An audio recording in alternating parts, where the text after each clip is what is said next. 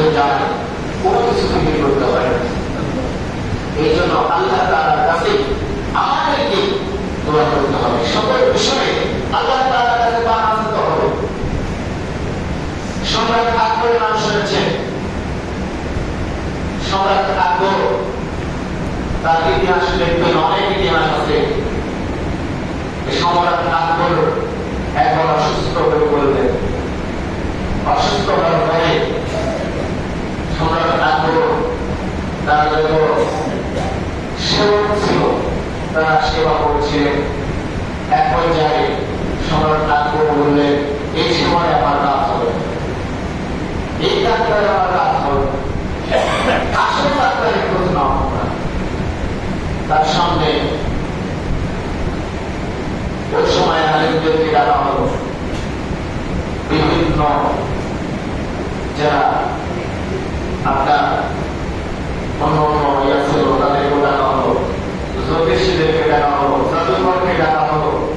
ডাকার পরে এই তিনি চিন্তা করলেন, আমি এই রূপ থেকে কিভাবে মুক্ত হতে পারি। লাস্টে সকলে একসাথে বললে, যে সৃষ্টিকর্তা আপনাকে সৃষ্টি করেছেন, ওই সৃষ্টির কাছে আপনি নিজেই আপনার করবেন, আপনি সেবাকে গভীরে সে বসে আল্লাহ তাআলাকে ডাকতেছে। কি ডাকা?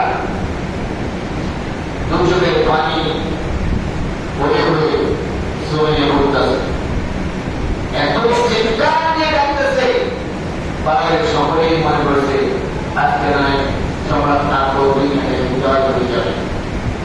কিন্তু আল্লাহর ইচ্ছা সকাল বেলার উপর পড়ে গেল। সকালে উঠে দেখে সম্রাট আকবর আগের মতো হয়ে গেছে। বলি সুবহানাল্লাহ। তাহলে সকলের দোয়া আল্লাহ তাআলা কবুল করেন কিসের মাধ্যমে? আল্লাহ বলছেন যে আমাকে ডাকো, আমি আল্লাহ তোমাকে ডাকে সাড়া দেবো। বলে আলহামদুলিল্লাহ।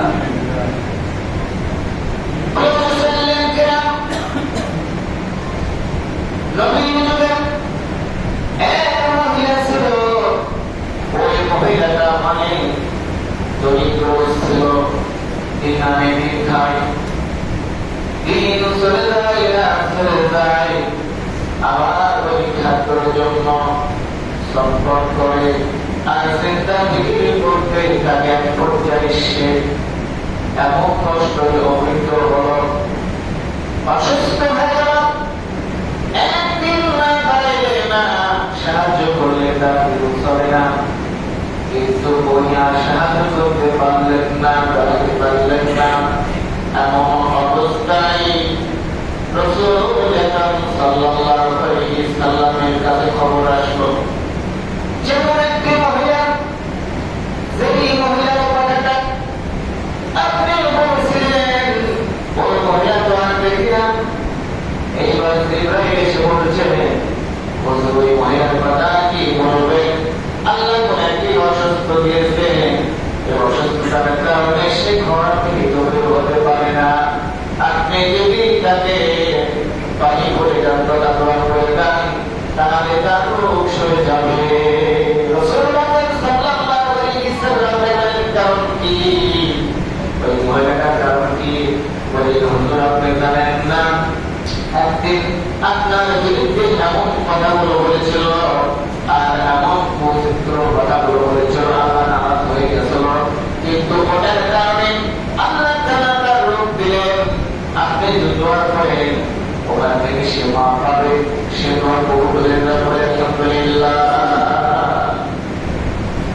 রাসূল আকরাম সাল্লাল্লাহু আলাইহি ওয়াসাল্লাম মাফ করে দিলেন, তার জন্য দোয়া করে দিলেন।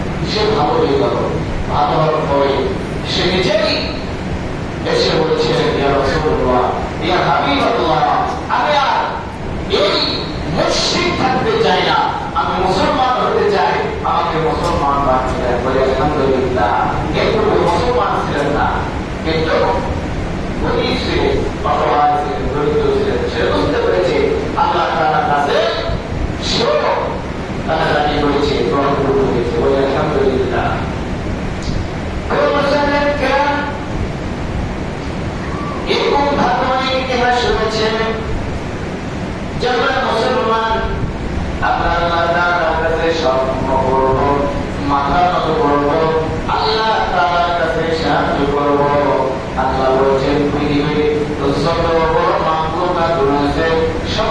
মাখলুকাতের মাখলুকাত আমি আল্লাহ তাআলা সৃষ্টি করেছি, আর এই পরিশ্রম দায়িত্ব আমি আল্লাহ করি বলে আলহামদুলিল্লাহ।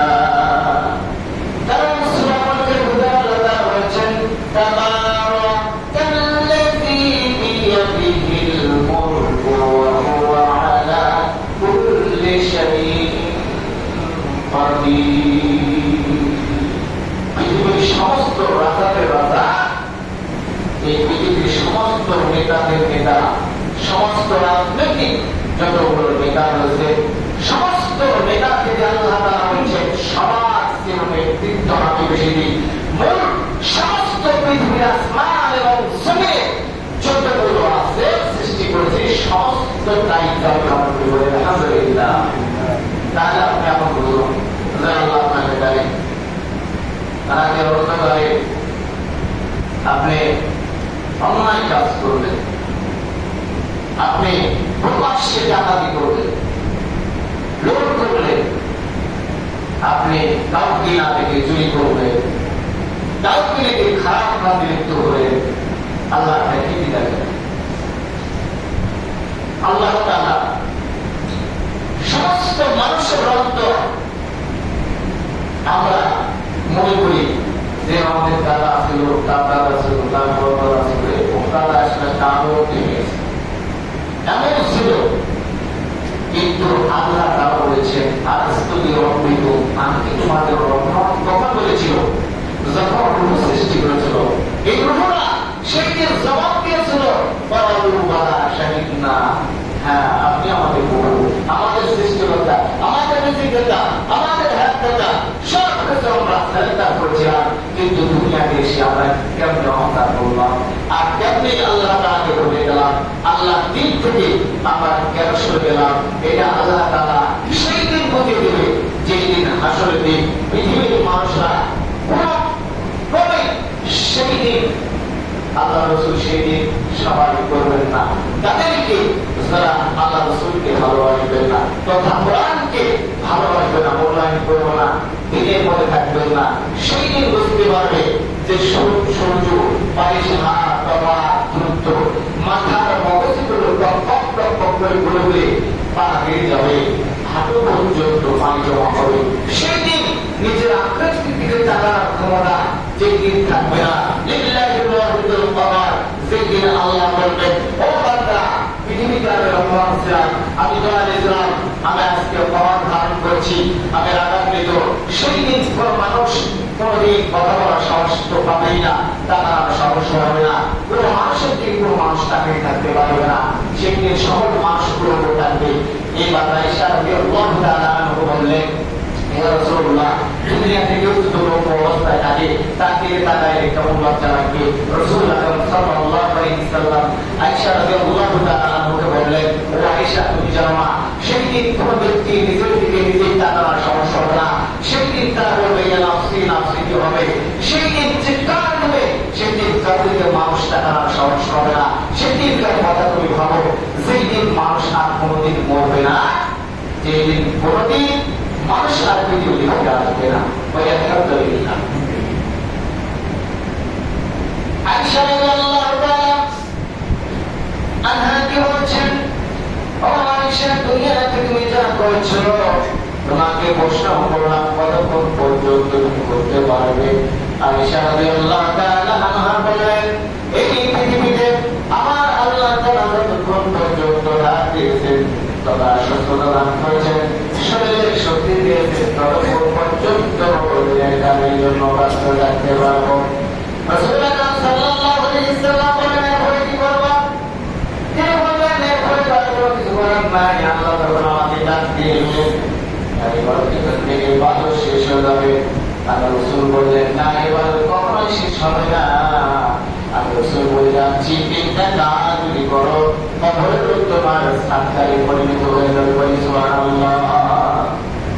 তিনটা কাজের মধ্যে একটি কাজ হলো মানুষকে অনাহারে এবং কি কষ্ট আছে এই সময় যদি খোঁজ খবর নিয়ে তাদের পাশে থাকো, আর বেশি বেশি যদি আল্লাহ তাআলার জিকির করো, আল্লাহ তাআলা অবশ্যই এই জিকিরের মাধ্যমে সে তোমার সবই উপলব্ধ হবে তথা এমন কিছু করে যাবে একটা বৃক্ষের গাছ যদি আপনি অন্য জায়গায় লাগিয়ে রাখেন আর খবর থেকে বললেন না কিন্তু অনেক দিনে কমকে দিবে ওই স্থানটা আপনার ওই ধন্য হিসেবে বলে আলহামদুলিল্লাহ আরো বাস করতে হবে রসুল বললেন এটা খবর পাবে তোমার কেমন দর্শন হবে যদি কাউকে আপনি ভালোবাসেন কোরআনের জন্য নিজের জন্য ইসলামের জন্য মহব্বত করেন